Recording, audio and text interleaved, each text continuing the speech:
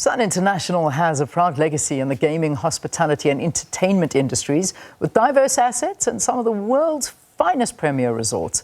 Their destinations offer luxury and incredible adventure, supported by a dedicated personal service. Now, my colleague Vusiwe is talking to Sun International CEO Anthony Leeming about where this group is headed.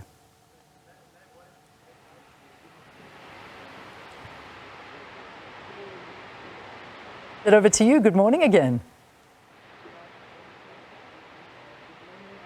A very, very good morning to you once again, Leanne, and of course to our Morning Live viewers. As you know by now, I have followed the Sun and making happy happen right here on Morning Live out at the Sun City Resort. I am joined now by Anthony Leeming, who is the Sun International Group CEO. Anthony, a very good morning to you. Thank you so much for joining us on Morning Live.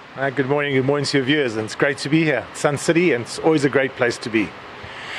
Anthony, let's talk about, and I know this is not part of our initial discussion we spoke about, but 26 years in, out at Sun International, how has this journey been for you to just watch it evolve and grow from strength to strength? Yeah, look, it's magical to be given the privilege of leading this organization. It's been very special. I mean, it's got such a rich history. It's been such a dynamic company, been through the ups, been through the downs, and we've come out stronger. In Sun City, as I say, where we are situated, our flagship is really doing so nicely. Coming out of COVID, tourism is strong, and we're really looking good. So it's a great place to be. A great place to be indeed. Now, let's, before we talk about the Netbank Golf Challenge, and you and I were speaking earlier about Homer and how he looks solid to defend his title just from his starts, the holiday season and how it starts off and how you started off out here at Sun International. We saw the Christmas lights coming on. Talk to me about that. Yeah, you know, last year it was a November start, so we never had the turn on the Christmas lights, and this is our traditional date. So traditionally, we always had the defending champion turning on the lights. So we had Max Homer, Gary Player, coming down here, a lot of school kids. It was very festive, and they turned on the lights, and it was a magical moment. Gave some shoes and working with some locals to charity.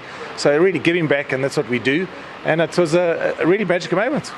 It really was a magical moment. I remember just watching her on TV on SABC News, and I thought it's so beautiful for you to give back. Let's talk now about the holiday trends, because on Morning Live we are following the Sun with McDonald's making happy happen. What are those holiday trends looking like from a Sun International perspective? I know right now it's hard to find parking anywhere here at the Sun City Resorts. Yeah, well, when the Netbank Golf Challenge is on, it's not a holiday resort at the moment. It's a golf event at the moment. So most of the people here are here for the golf. But certainly when we look at what's happened, internationals have come back very strong to the country, mainly into Cape Town. And airlift still could be a lot better. So we're still looking for more airlifts, fixing the visas, and South Africa's potential will be realised. On the local front, I think locals are rediscovering South Africa, and certainly Sun City, they've come back really in their droves, as well as conference business has been very strong. So South Africa is really a good spot for locals and internationals, and I think that international pickup can really do this country the world of good. Indeed. Let's talk more about the Netbank Golf Challenge from just your perspective as a viewer, someone who's watching and getting an opportunity to enjoy the golf. You look at the field of golfers that are out here, absolutely phenomenal. It's special, having Max Homer back here, quite a few Canadians, Americans, as well as the Europeans. And South Africans. And I'm getting there. Plenty of South Africans, and there's Oki Stradum right up there in time with Max Homer. I think they are really putting good show in it, and it's special to see. I mean, the amount, we used to normally Louis Oosthuizen and Charles Swartzel, but we've got a great field of South Africans, and it really is good. Hopefully one of them will emerge. Just got to watch out for Max. He's playing really, really well. He is playing really, really well. Let's talk about the cost of running something as amazing as the Sun City Resorts out here in the Northwest Province.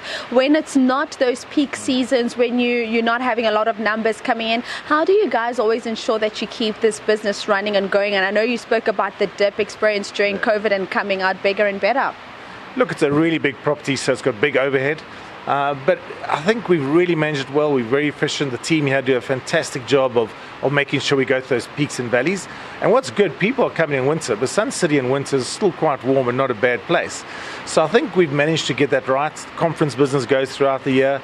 So you swing between sort of really a leisure, business, conferencing type destination. So it has something to offer for all, and therefore has some year-round appeal, which helps manage this overhead, which is rather large. And let's just talk about, as I start to wrap up with you, Anthony, just that balance and that distinction which only you have of having that surf and safari destination that so many around the country probably wish they had. Yeah, well, Gary Player says, where else do you find the beach in the bushveld? So Sun City has so much to offer. It really is a special place, and it's been around for so long. I think it's in South Africans, it's in a part of our DNA. There's a place to go and a place to be because it has everything for anyone. And I was speaking to Brett earlier, and we just spoke about how you've always been able to just evolve and keep up with the times. I mean, since 1979, for Sun City to be standing right now and still be a major attraction. Yeah, when we got to COVID and we had to close down the doors for like 6 months, it was. We really had to look hard and say, how are we going to keep this place forward? Because it costs a lot of money. We're busy refurbing the palace. We've completed that, but we got the faith. We've just built the Fika. We're talking about this where I'm staying, fortunately, this week. We built the Fika, we're doing the main hotel, we're doing the Reserve Vacation Club.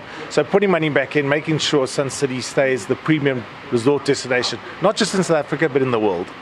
Not just in South Africa, but in the world. That is Anthony Leeming. He is the Sun International Group CEO, talking all things Sun City. In my next couple of crossings, we'll go a little bit deeper in terms of the Netbank Golf Challenge, because we know that one wraps up on Sunday. And a lot of people asking themselves the question, will Max Homa be able to successfully defend his title and walk away with the big bucks? That and more still to come from right here in Sun City. And of course, we'll be catching up with SA Tourism, finding out about what the Northwest Province has to offer during these summer holidays. Let's take you back to studio now.